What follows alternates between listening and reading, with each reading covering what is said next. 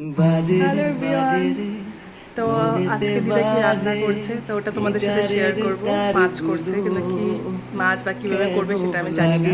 তো যেটাই হোক তোমাদের সাথে আমি শেয়ার করব। আর হ্যাঁ, একটা কথা, তোমরা যে আমার দিদার রান্নাকে এত এত ভালোবাসা দিয়েছো তার জন্য থ্যাংক ইউ সো মাচ। এত সুন্দর সুন্দর তোমরা কমেন্ট করেছো, দিদাকে আমি পড়ে পড়ে সব কমেন্টগুলো শোনাই, দিদাও খুব খুশি হয়। এইভাবে আমাদেরকে সাপোর্ট করো, আমি তোমার পেজটাকে আরও এগিয়ে নিয়ে যেতে পারি তোমাদের সাপোর্টে, ভালোবাসা দাও। তো থ্যাংক ইউ, আবার বলছি থ্যাংক ইউ সো মাচ। তো চলো দেখা যায় দিদা আজকে কী রান্না করছে।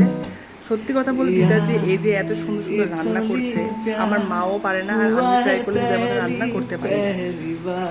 মানে দিদার তো জাদু আছে, জাদু যেটাই করুক, একটা ভাজা করুক, ডাল করুক, সবই টেস্টি হয়, এমনি খাওয়া যাবে। চলো দেখতে থাকো।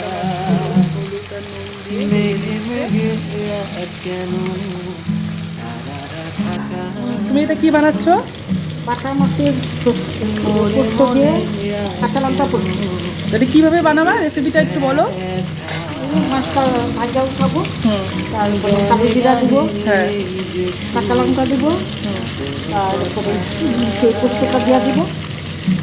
সর্ষে দিবা না? সর্ষে সরষা দেবো না, কাঁচা লঙ্কা, পোস্ত আর লবণ হলুদ আর একটু সামান্য। আচ্ছা ঠিক আছে, দেখা যাক দিদা কীভাবে বাটা মাছের পোস্ত দিয়ে বানায়, তোমাদের সাথে আমি শেয়ার করবো। আসবে না, আধা ভাজা করে মাছটাকে ভাজতে হবে, তাই তো? তো দেখো আমাদের এখানে মাছ ভাজা হয়ে গেছে।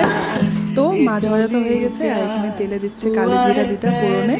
আর হ্যাঁ, আর তোমরা হয়তো অনেকে ভাববা যে আমাদের কড়াইটা এমন কেন।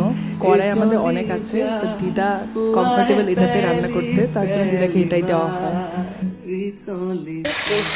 কাঁচা লঙ্কা বাটা,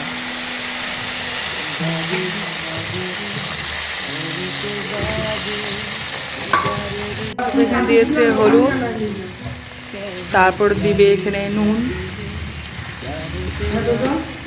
হ্যাঁ মা, এখানে দিয়েছে নুন পরিমাণ মতো, তারপর এখানে সামান্য জল দিয়ে নিয়েছে।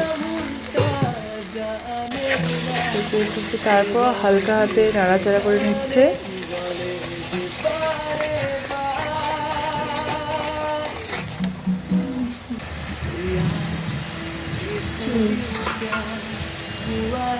এটাকে ভালোভাবে কষিয়ে নিচ্ছে।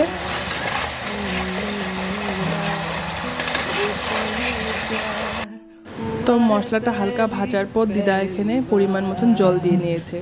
আর হ্যাঁ, এই সর্ষে পোস্ত জিনিসটা না মাখা মাখাই ভালো লাগে, ঝোলটা একদম পছন্দ না আমার। তো যাই হোক, তারপর দেখো এখানে ঝোল দেওয়ার পরে এখানে ভেজে রাখা মাছগুলো দিয়ে নিয়েছে। কাঁচা লঙ্কা,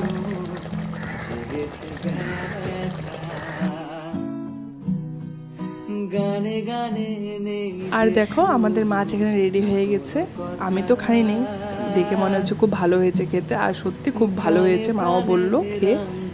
তো হোপসো তোমাদের ভিডিওটা ভালো লেগেছে। আরও এমন নতুন নতুন রেসিপি দেখার জন্য আমার পেজটাকে ফলো করে দিও।